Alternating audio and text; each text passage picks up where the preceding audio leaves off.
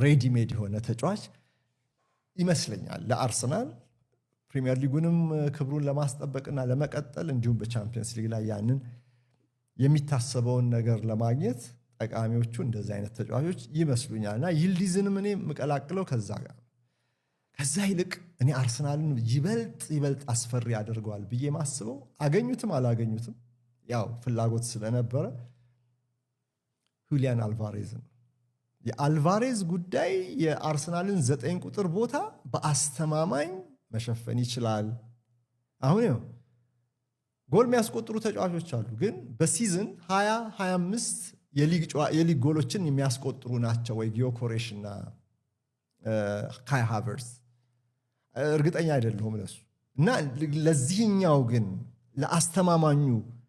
እንደዚህ ላለው ጎል አስቆጣሪነት እንደ ሁሊያን አልቫሬዝ ያለ ፕሮፋይል ለሚኬል አርቴታ ለደጋፊዎችም አንጀት አርስ ይመስለኛል እና ለዓላማው መሳካት የበለጠ